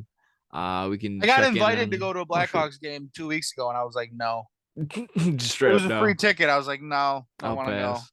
I'm I good. got I gotta go wash my shoes. I got literally anything else to do. Sorry, pal. So yeah, it was what game was it? It was the Saturday game. We lost 6-0 to the Blues. Oh Oh no, boy. it wasn't that game. No, it wasn't that game. I'm sorry. It was uh the Red Wings. Red Wings Friday, the October the 10th. I was like, oh, the Blackhawks Red Wings. I was like, no, no thanks. Don't want to go. I Yeah. think they ended up winning, but uh yeah, just didn't want to go. Yeah, they're I kind knew of it one of was gonna those teams. happen. Kind of one of those teams right now. It's like, yeah, a lot of things would need to go my way to like to go that to even show up to a game. You probably have to carry me. I wouldn't want to walk on my own feet. Again, for a ride there, pay for my ticket, buy me a hot dog. It'd be a lot to get me to go to a Hawks game right now. Yeah. Yeah, but either way, we can shoot over to some quick MLB. We actually had a trade made earlier today. Got some qualifying offers that were accepted, some qualifying offers not accepted. I just want to breeze through some names, Oh. maybe get your insight on to maybe where these guys are going to land. And then yeah, sure, a couple of free agents also sign their name on the dotted line. Let's like I said, I can just breeze through the names, everything I wrote down. You can just comment as we go, or just like I said, you can wait toward the end. Rizzo resigns with the Yankees for 2 more years. Just today, we saw the Mariners trade for Teoscar Hernandez for the Yeah, Blue that's a big Jays. move right there. Oh, okay, yeah, because a lot of people have been talking about that. Tyler Anderson not signing with the Dodgers. He's going to flip and go over to the Angels. I was like, oh, that was pretty good fleece by Tyler Anderson, getting paid and getting an extra month off because he's not going to be in the postseason. Jacques Peterson's gonna go ahead and stay in San Francisco. Martin Perez also accepting his qualifying offer. Gonna stay in Texas. Gonna stay a Ranger. I didn't really get the details on that as well. We were talking about this for a couple weeks, maybe a week ago when the Dodgers had just dropped everybody. They went ahead and re-signed Kershaw, I believe, for a year or two, so that's pretty good. But people that declined their offer, following names I mean, some are ranking them as important. I don't know how you see it. Aaron Judge, Carlos Rodon, Carlos Correa. I thought I saw that name, but I would have to double check on that as well. Trey Turner we get into the for sure. Trey Turner declined. Xander Bogaerts, Jacob DeGrom, Dansby Swanson, Brandon Nimmo, Wilson Contreras, Chris Bassett, and Nathan Eovaldi. Sorry about Wilson Contreras, my guy, and sorry about Anthony Rizzo as well. Um, yeah, I guess Hey, we I'm can just happy shoot. for the Riz. Yeah, He got a nice fucking fat contract. Play in that fucking little league stadium as long as you can, because as a lefty, you're hitting balls out that probably shouldn't be going out in any other stadium. So, absolutely. fuck it. Hey, he's Anthony Rizzo. It's the Bronx. He's Italian. He Yeah. belongs there. Just And a I gabagool. didn't really get the details on the Mariners trade, but enlighten me. Why is getting Teoscar Hernandez such a big deal for the Yeah, Mariners? Teoscar Hernandez. He's a great power bat. He's a good outfielder. He's been a great power bat for the Blue Jays last couple of years. So you just add Teoscar Hernandez to that outfield with Rookie of the Year Julio Rodriguez. You got Jesse Winker out there in right field. Sometimes he's a good power bat. They're adding a lot of offense to that Seattle team right now, and we've seen the run they went on last season, snuck into the playoffs, lost obviously, but adding a good player like Teoscar Hernandez, that's a huge move for them. Yeah, hitting a home run with their rookie Logan Gilbert in the starting rotation. I'm sure they'll probably add somebody else Yeah. in there, maybe in their bullpen as well. I think that was maybe one of their biggest flaws. But I would for sure have to. I don't know. I wasn't really much of a Mariners guy this year, other than when they played the Sox 3 or 6 times or something like that. All I know is off the top of my head, the Mariners to open up the season, to open up the World Series standings for next year, better odds to win the World Series than the White Sox off the top of my head. I think they were like plus 1,800 and the Sox are like plus 2,500 or something like that. So good on them. And again, man, some pretty good names, pretty good name right there. Was there anything else? Like I said, these names: Jock Peterson, Martin Perez getting any offers, Kershaw staying as well. Is anything mean anything to you right there? Jock Peterson, I think that's a good move on him staying in San Fran. He had a very nice season. Yeah, I definitely agree. Jack Peterson, he's sort of he not sort of, he has bounced around a lot in his career, Yeah. and he is still relatively young. But yeah, he's definitely had his best success so far with the Giants. Got that $19.5 million qualifying offer. Stay there with a team that if they are a young team, but if they come together and maybe find a way to keep Carlos Rodon around, add another arm or two to that fucking rotation, could I'm not gonna say win the fucking NL West, but could be a playoff team, I think. Oh yeah, I mean with the Dodgers being there, that's a tough one, and with Yeah. the upstart of the Padres still gonna have some very nice talent over there as well. That's Yeah. The a tough. Giants, they were in it. They were in it three-quarters of the fucking way. I mean, Yeah, All-Star break, three-quarters of the way through the season, they were in it. And then just unfortunately a fizzled lot of out. Yeah, injuries, yeah, derailed them.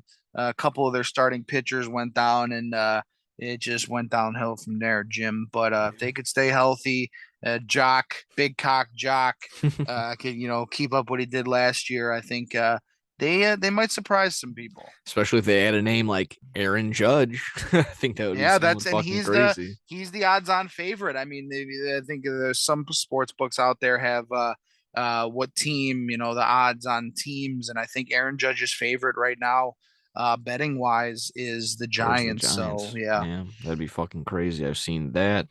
I've seen a lot of people say maybe Xander Bogarts goes back. They've said DeGrom possibly to Atlanta, or I've if I'm seen not Atlanta and mistaken. I've seen Texas. That was the one, the Yeah, Rangers. Yeah, but again, it's just like the Rangers. You're gonna get all these guys. Are you you're gonna actually do something with them? Who knows? exactly. They spent $500 million on Semien and Corey Seager last year, Yeah, who Seager had a decent year. Semien definitely had a down year, but you already got $500 million, tied up into fucking those guys. What's it going to cost to bring in the best pitcher in the MLB? It's going to yeah. cost you fucking 200, 250, 280, maybe even 300. Nah, I don't think he'll get I 300 don't because think. he's a Yeah, little he's a old, little. but yeah, Yeah, he'll that's yeah, definitely he'll demand a fucking $40 million a year. I'll tell you that. Whatever, absolutely. 2, 3, 4 years, Whatever it's Garrett's still going to Cole be is getting minus a couple million from that on yeah. Noah. Yeah. So guy like that. Again, I've seen Xander Bogaerts might be staying. Dansby Swanson, I'm not really sure where he was supposed to be going. Wilson Contreras, I've heard for the Mets from last year, but also a lot of people are harping on maybe the Cardinals for this Yeah, the season. Cardinals. That's Yeah, that's that's the team a lot of people are talking to. You add Wilson Contreras to that team. They already, they had an amazing year last year, winning the Central. Paul Goldschmidt looks like he's going to win the MVP. Arenado was even in MVP talks, like he was top five in the NL. So those two, you add Wilson to it. it was They're nice to watch Albert Pujols exactly. throughout the season, and of course Albert Pujols and Yadier Molina both hanging it up, both retiring. So someone's got to Yeah, step in and step up with that catcher position. I don't know who their backup was behind Yadier, but it's definitely not going to be better than Wilson Contreras. I'll give you that. As much as yeah, as much as I want to sit here and hate on Cub guys for whatever reason, I can't just be that fucking ignorant all the time. So it's just Wilson Contreras is good. Uh, him over there in the Cardinals, it does makes a ton of sense, and it would push them over the edge of where they were. I don't know, maybe not necessarily smacked up by the Phillies in the playoffs, but could have went out respectable in some sort of way, or actually what could have won that series. Either way, that seems like a pretty good spot for him. Any thoughts on maybe Chris Bassett, maybe someone in New York Mets facility that was okay? I don't know. They kind of gave him, they kind of traded for him, thinking maybe giving him a bag, but seemed like that doesn't seem like going to be the way to go. He's coming from the yeah. I think A's I think organization. Yeah. he's gonna be like a hot commodity in the starting pitcher world. It's gonna be Bassett, obviously. The top two probably gonna be Rodon, DeGrom, wherever the fuck he goes. But I expect Bassett to be up there as well. 15-9 last year. He had a mid-3 ERA, but he's that guy who he's never had major injuries in his life. He goes out there and he's gonna pitch for you every fifth day, and that's absolutely huge in the MLB. So I expect him to be wherever he goes. He's gonna get a fucking bag. He's gonna make a pretty penny, and he's gonna be an mm, 2-3 spot in the rotation. Yeah, I think so. Any team he goes to. Yeah, He would definitely be he should be an addition to solidify rotation. He yeah, shouldn't be yeah, in no exactly. way should Chris Bassett be your star number one guy. And that would Yeah, if be that's the concerning. problem, you're in trouble. Yeah, that would be concerning. If you're good on that, we can flip over to some wrestling because I'm not gonna sit here and say I'm strapped for time, but I got like 30 more minutes before I gotta head on out of here. So you can shoot for a couple more wrestling things, and then we want to shoot over to this full gear card. I think we want to talk about that. Were you good on MLB? Do you have any final thoughts on that? Yeah, yeah, we pretty much hit everything we wanted to talk about All there. right. Obviously, we'll keep it updated.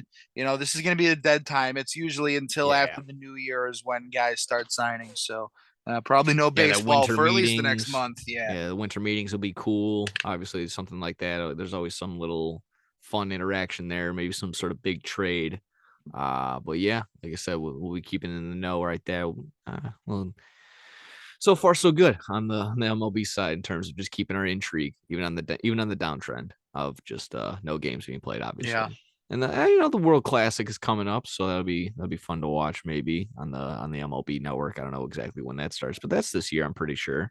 Either way, let's flip over to wrestling. We'll get you on out of here with that. Uh, Two quick things, and like I said, we'll breeze through the full gear card. Our thoughts on that. There's pretty hefty amount of matches in that little thing, so that'll be pretty cool. First one on the docket. Unfortunately, anyone that's keeping up with maybe someone that consistently watches AEW Dark or has just seen her before on Dynamite a few times, Abaddon. Unfortunately, she went to a Warrior wrestling. I hate that. One of the indie shows, unfortunately, took a Hurricane Rana bump, didn't land all too correctly, ended up severing and breaking her collarbone. Ugh. Yeah, I just wanted to. So she'll be out for some time. Uh, I didn't know that the collarbone is actually. Did you know it only takes like 8 pounds of pressure to break your Yeah, I did collarbone? It's know that. very. It's some weird number like that, real Yeah, low. exactly. It's Now, a very I tender know where one. I learned that from. when Uh, fucking Shea McClellan broke fucking Aaron oh, Rodgers. That's when I heard it, and ooh. it stuck with me forever because that was such a great moment in my life. Oh, Jesus Christ. Yeah, it's just Uh, imprinted in my fucking brain. yeah. Just Either fucking way. lasered on there. Either way, I only brought this up mainly just to, AEW's been in they're very, very, what would it be? They like, then they in the oh god damn it, words have been so fucking hard today. They encourage going to indie shows. They love indie wrestling and shit like that. So that's why Tony Khan is more than willing to let his talent go from show to show. That's why Sky Blue is still at CSW shows. Mm, I'm sure that's why for some time we breathe the same air. before they were the tag champions, or not private party, but the Acclaimed were going to warrior wrestling shows and stuff like that. I think that those days now might be over with these injuries piling up with just, on the actual just roster by themselves. But when they go to these indie shows, again, these people, these wrestlers, they need to make their money. They're not consistently on AEW. So saying Tony Khan telling a person like Abaddon not to perform at the indie show, that's a little hard. Consider again, unless he's going to cover that. So I see letting talent like that, letting the Peter Avalons do the indie shows, letting, if he was still there, Marco Stunt, the people like that, let them do the indie shows. And unfortunately, if the injuries pile up, it happens. But he's gonna have to, bring the leash closer on these guys like Darby Allen, Brody King. I'm We trying to seen it just with Moxley a couple months Yeah, back. Moxley going to Yeah. GCW shows. I think gone are those, because he's just gonna have to be the workhorse for the remainder of his wrestling career. He has no window of getting injured right now. For AEW to get, if they need him, that's their go-to guy. It seems, between him, Jericho, it should have been CM Punk, him, Jericho, Hangman, and probably Omega, or it seemed to be their go-to guys right now. So, uh, yeah, like that was kind of my thing. Do you think just guys like you're gonna see less and less of the big names on these indie shows, just for the sheer fact that, yeah, shit like this can happen? I mean, my example was always like, why is Darby Allen dropping in on a skateboard off of a shelf at a Journeys at a mall? Like, you're gonna break your fucking neck, dude. Like, it's not a good look. I know, kind of. It's good that he's there because he was able to set up and do a fucking spot with Brody King or whatever, and throw him through a table, and that set up a little bit of a program in AEW. But he can't be doing that. He can't be going to spot shows. He can't be going to fucking mud show wrestling shows no more, and doing spots and shit like that. These guys are now a little too valuable in terms of them getting hurt and not showing up for Dynamite because they went to Punxsutawney fucking Philadelphia, got paid $50, but bruised their fucking elbow, and they're not going to be in action for a month. So I just think that gone are the days of seeing, again, like a guy like Darby Allen, or maybe like Andrade or Miro on a big indie show, even when they're on AEW contract. Ethan Page, probably a name like that, they'll probably stop doing that. Any thoughts on that? Yeah, I think it definitely has to just depend on like the stature of the wrestler. Like you said, the woman who what was her name? I don't Abaddon. even know. I don't know. Abaddon. That's just me. I've never heard of her. So like if she wants to go do that stuff, go for it. But Yeah.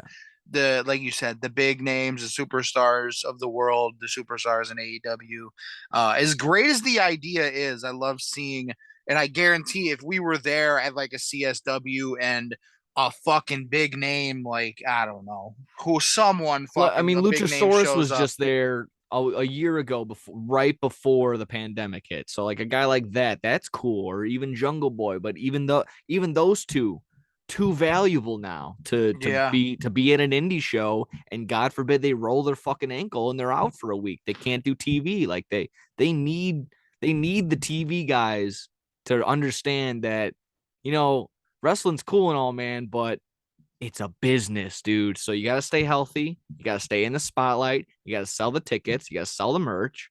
You need to be there. You being hurt fucks everybody up. Fucks up over paychecks for your buddy. You can't do a more interesting storyline because you're hurt. So, goddamn, now I got to go do this program with Matt Hardy because you fucking tore your Achilles jumping over some guy in a thumbtack match. Like, fuck. Like, what are we doing? So, just be smarter. Is I guess is what should be Yeah, the trend. Again, I know it's not a major person getting injured, so we shouldn't shine the not lights and yet. stuff like that. But that's exactly the thing. It shouldn't have to be a major guy getting hurt to say like, okay, let's stop this. So again, find it now, kill it now before it spreads, I suppose is what I'm trying to say. Uh, Another one before we get in this full gear card coming up on this NXT pay per view. I forgot what it's called, but it's coming up in some time. Shawn Michaels introducing a new match for both the women and the men. There's going to be a women's version and a men's version. Both is going to be for the winner of the match gets a number one contender shot for said NXT championship for the men's championship or the women's championship. But let me roll through the rules. Let me roll through how the match is gonna play out, and you tell me. Just give me your initial thoughts because I'll share with you after on mine. So two competitors. There'll be, I believe, 5 or 6 total competitors in this matchup. Two competitors start off in the ring. More will come as the match progresses in a certain time interval. I forgot what it was exactly, but the match is only going to be 25 minutes.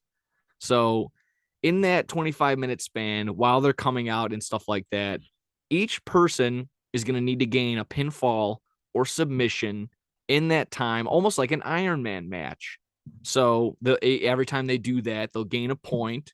The most points at the end of said match is the winner. And when you get pinned or submitted, you are placed into a 90-second holding cell penalty box type deal. I didn't really see how they're going to exactly do that. So again, uh just going through it again, two people starting off every so often, 5 minutes, another person's going to come in, and when you pin somebody or submit them, that person gets placed into a 90-second holding cell. uh I don't really, again, 25, they're limiting the match. It's going to be timed. So we'll see how that goes. Maybe a little disadvantage for the person that comes out last, as they might only have 10 minutes in the matchup to get some more pinfalls than everybody else. That wasn't really what was clarified to me. I don't know when the 25 minutes exactly starts. Is it 25 minutes from the beginning of the match, or is it 25 minutes after everyone gets in? And I'm pretty sure it's the first one. So again, some disadvantages might come up. They might do some quick shit, and so for the last guy to get some quick wins or something like that. I don't really know who's all involved in these matches. From me laying that out to you, what do you think? What are your initial thoughts on that? Well, my initial thought is, what's the name of it? The fucking confused match? It's called it's called the Iron Survivor Challenge. Oh, it just sounds like a whole lot of stuff for me. That's just, Yeah, it could be very confusing. sounds like a lot of extra steps when you could just have a ladder match. I Yeah, don't or just know. have an elimination chamber, something. Yeah, Yeah. and there's the thing, and I mean, you could do all that. You can try and be innovative. I think that's just kind of what they're trying to do. They've done a lot of new things under Triple H, and maybe just Triple H giving Shawn Michaels a bone because apparently this is his idea. I'm not going to sit here poo-poo it just because I haven't seen the execution of the match just yet. But I will have it pending. I'll keep my mind open on it. I'll let them see how they do it. If it is, the only thing, I guess, what was my thing, it was like, why a 90-second penalty? It should maybe just be like a deduction of a point in my mind. Like that person gains a point, you lose a point when you get pinned. Again, I don't know that that can get all very technical and flustery, but that doesn't really matter. I don't see. It could be an interesting match. It could be an interesting thing. I don't ban this NXT roster. Put a gun to my head and tell me to name somebody. I'd have to call my mother and say and tell them I'm not coming home. So that would be the only thing. If anything else on the NXT and that match in general, we can just blow through this full gear card, because I mean, I got a couple of just key matches I want to go through, and like I said, just a couple more minutes before I got to head on out of here. Yeah, let's go over Full Gear real quick. Obviously going down Saturday night, main event, MJF and Moxley for the World Championship. Got a trios tag team. We got the fucking AEW World Tag Team title on the line. We got Jeff Jarrett. So where do you want to start off with this one? Oh boy. Yeah, maybe just we can maybe introduce. Oh boy, there's a lot of matches. Pre looking like the pre.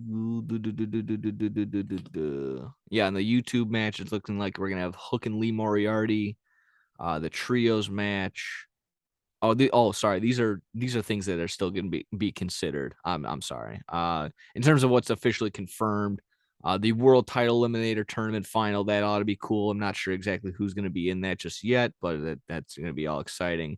There's 3 women's matches. There's the steel cage match between Jungle Boy and Luchasaurus. I think that's going to be a fucking highlight. That should be a crowning moment for Jungle Boy Jack Perry, which I like that that's going to be. Jungle Boy is like his nickname now. Jack Perry is like his name, and Yeah. it turned from JR just making a mistake to just being like, oh wait, that's actually a good idea. Let's turn him into like a real character. Let's turn him into a credible person, as opposed to being a cartoon character where he was Jungle Boy and he couldn't talk and just eating leaves and bugs off of fucking Marco Stunt's head. And it's just like, let's get that's too WWE, that's too cartoony for us. Let's make him a legit person. Yeah, so still play around he's got the long hair and he looks like Tarzan. Yeah, you can still call him Jungle Boy. Who gives a fuck? So either way, I think this will be fun. The third steel Yeah, cage it's like match, Stone fourth. Cold Steve Austin, Jungle Boy Yeah, Jack Barry. This absolutely. sounds great. Yeah. I think this one also the Fatal 4-Way, Jericho, Claudio, Danielson, and Guevara for the ROH World Title. I don't know if the title's gonna exactly change hands, but this can be set up for internal conflict for the Blackpool Combat Club. Maybe not exactly flipping Danielson, but we've seen him this, that, and the other, yelling at Wheeler Yuta, not having a problem going up against Claudio in any sort of capacity. So that'll be cool. Maybe Sammy gets involved and fucks somebody over to allow Jericho to get the win. That could be the thing too. It either sets up for Jericho and Sammy to have a fight in between them two, or it sets up Claudio and Bryan Danielson to Yeah, have that was some exactly what I conflict. was thinking. Yeah, yeah, some sort of conflict to fuck up the Blackpool Combat Club. And I've also heard some little worry, well, not worry, but some little news that Claudio might want to go up against Eddie Kingston in some sort of way. So I don't know if exactly he's going to be winning the title sometime soon. So maybe just get a program in that way. Also looking at it, Acclaim versus Keith Lee and Swerve Strickland for the titles. This is Only it. doing This is that. it for Swerve and Glory. Yeah, if they don't win this, it makes a ton of sense. I don't think they will. Just considering that FTR versus the Acclaimed is going to get a much more bigger pop at this point when FTR comes back from Japan. That's the only thing I feel like FTR had made it explicitly clear that they want to do a bunch of shit underneath their AEW contract. So while there are a ton of champions right now, it makes a ton of sense for them to ship them on over to New Japan, have them defend their IWAG titles, tag titles. So many letters. They did that successfully against Great O'Khan and oh boy, I don't remember. And then I think yeah. So either way, they're on their little Japan tour. I'm sure they'll be back sometime soon. And again, when that happens, that'll be great. And I think Darby and Sting versus Lethal and Jeff Jarrett. People are bitching and moaning, but here's the thing. I think Jeff Jarrett is actually, when it comes to like, wrestlers that are over the hill, way older and that shouldn't be in the ring, I think Jeff Jarrett is actually good to go. He's not very entertaining. I'm not gonna sit here and die on the hill of Jeff Jarrett is the almighty and all fucking great, but he's better than most, honestly. And you're not gonna see just him. And I love and this is the best way. I've said this time and time again.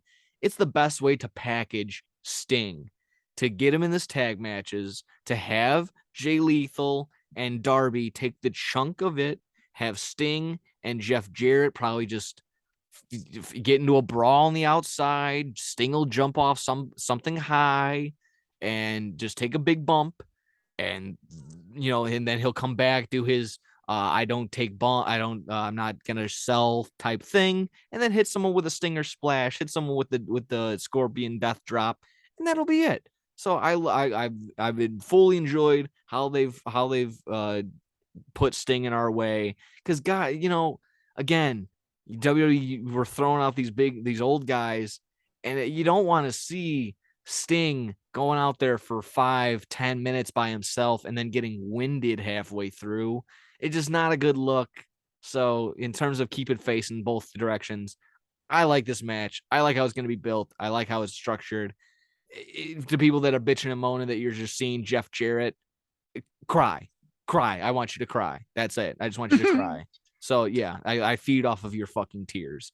And that's basically it for me right there on that match. If you have any comment on that, we can just get to the Yeah, main I've event. I've become a fan of Jay Lethal over the last couple months. Definitely not like the group that he rolls with Sanjay Dutt and the fucking Giant. Yeah, But I'm a big fan of Jay Lethal as a heel right now. I'm really getting into it. absolutely. And the reports that he said that I want to stay in AEW forever. I love that. I just love hearing that from that shows me that everyone bitching and moaning that just a bunch of internet people that aren't in the AEW locker room saying, "Oh, this, then that, and the other. Everyone's a cancer. He's a problem. She's a problem." You're not there, and it just goes. It's fun to see, and it's nice to see that Jay Lethal, a respectable guy, a veteran at this point, coming out and saying, "I want to be here for the remainder. I just want to be wrestling here forever." It's just nice to see that. Yeah, like I said, lastly, we can focus on the main event, the meat and potatoes, Moxley and MJF. Uh, bunch of different things going to be coming into consideration. Not really knowing for sure if we got a fully heel MJF, or an MJF that's like, we want some people on our side. We still want to be the bad guy. He's gone out. He was actually on Pardon My Take. He was on the Barstool like stool scenes and whatnot, and that later turned into cutting into a promo on Dynamite and whatever. So just saying, I don't need the Dynamite Diamond Ring to punch you out. I want you to be 110%. Following with that, uh, I think this is just all set up perfectly for MJF to finally take the torch. What should have been CM Punk handing him the torch. I don't care either way, as long as Moxley takes it and gives it to MJF. I don't really care. This should be without a doubt MJF getting the win. I really hope that they can't fumble this one. They can't fuck this one up. I not just for the sake of me being a hardcore MJF fan. I think this is just the right move right now. Moxley, he's already had the title 3 times now. He's getting a little stale, dude. He's already, just naturally, he was supposed to go on this vacation as soon as All Out ended. Had to get the title back on him because CM Punk in the scrum. He was a little pissed off, and I think Renee Paquette even made comment on that in an interview or something like that. So yeah, I think this is time for MJF to get the belt, be the center. Moxley could legit take some time off, let his body heal, because you're going to need him in the long run for a bunch of other things. Get another program with him going, but this is all the writing on the wall is MJF, and I'm sure that they're going to have Lee Moriarty and the tall fuck and the other guy. I can't remember names right now. Morrissey, W something Yeah, Morrissey, whatever the fuck they W call him. Morrissey, and then Yeah. Ethan Page, whatever that group now is called, led by and Stokely that's Hathaway. Stokely. There we go, He's a little Stokely. turd. Yeah, absolutely. Yeah, maybe they get involved some sort of way. I hope that doesn't they don't, double disqualify the match or fuck anything over, and it ends like a fucking TNA Impact pay-per-view from like mid 2000s or something like that. I don't think Tony Khan would do that. He always sends the people home happy in some sort of capacity. So this should be fine. And yeah, in terms of just surprises, I think we might see the boss. I think we see Sasha Banks appear. That's been the rumor. Ooh, You got really? three you got three women's matches on the docket. Yeah, Some people who's are beating seeing, Jade Cargill? Not Nyla Rose. yeah, definitely not. Jade Cargill definitely getting the win. I would think as much as you would want to see Jamie Hayter get the title, I don't think that Tony Storm is going to drop it just yet. And then Soraya Psoriasis. versus Soraya versus Britt Baker. Not for anything, just for pride and for glory. So that was what a promo right there. But any thoughts on the main event, MJF Moxley? Yeah, just going back to that promo that he cut where he was naming Bruno Sammartino, Hulk Hogan, The Rock, Austin, all these fucking Ric Flair, all these all-time legends, and that he's gonna be up in that category after he beats Moxley. Uh, I hope. It has to, Yep. like you said, it has to happen. It has to happen right now. That's what fans want. It is weird to see like him getting cheered now because like he's been the ultimate bad It's the guy as smart long as fans cheering him that legit yeah know between all the fun, all the different shit that happened. And goddamn, what a promo when he goes, every time I've had my time, I've been overseen. I was I had I had my opening match. It was overseen by one of the other intros. I had my match with this guy. It was overseen by a neck tattoo talking about him versus Cody Rhodes. I thought that one was absolutely fucking hilarious. yeah There's he got he mentioned that and then he talked about him coming back Yeah. at the All Out. He was talking about the fight Yep. backstage I finally get my big overshadowing him. return, and Yeah, it's overseen by a media scrum. It's just like, well, yeah, fuck. Yeah, exactly. It's just this guy in terms of every time he's been handed an opportunity to like shine and do great and be like the center of attention, it's always he's always taken out underneath him by the rug or whatever. His feet undertaken underneath him, taken out by the rug, just by something else, just completely out of his hands. It's been unfortunate, but this has to be the time. This has to be MJF's moment. I'm sure he probably said that in his fucking promo, but there's no other time but now to do it. Is the you got to strike while the iron is hot, and it is red fucking hot right now for MJF. He's all the talk. He's everything right now. You get him the title, he can be everywhere. It's great. He has such a fucking far reach right now, and yeah. He can honestly elevate AEW to another level. You put that absolutely, title on him right now. Yeah. absolutely. It's very crazy. I just he's one in my mind. He's been a pillar when we always talk about the pillars, and they've even broken the fourth wall, talking like, oh, who are we going to rely on next set of guys? Probably MJF, Darby, Jungle Boy, for all these guys, and even like shout out to the girls like Britt Baker and Saraya and shit like that. They're gonna have to lead the way, and this is the big one. This is time to hand it off. They've already done it for Hangman, kind of fumbled that one. Time to give it to MJF and have him absolutely fucking kill it. He will be a bigger draw than Roman Reigns. Mark this fucking timestamp right now where I said it. It'll be true. It'll happen. I don't care. There'll be minute per minute. He's the most watched wrestler. That's it, period. Just across Yeah. wrestling. Most watched. Guaranteed. Period. That's all So you got to say. Yeah. this full gear is gonna be crazy. I can't wait. Stacked fucking card like it always is from AEW. Stacked card from Papa Tony. I can't wait. Uh, we'll be sliding over the And it ain't mics. even done yet. I guarantee tonight, Yeah, obviously, is going to be there'll be some dynamite. additional I matches, think some we're, clarification for sure, and then yeah, yeah, I think yeah. we're going to see the elite come back. I'm That's been the honestly rumor. just the turmoil with Pac and the Death Triangle. They got a match tonight against Dante Martin and two nobodies. You know that's going Exactly. to be a fucking squash. The elite's going to fucking hopefully come back. That's probably going to be on the fucking Full Gear. So yeah, this is going to be there's never been a bad pay-per-view. Nope.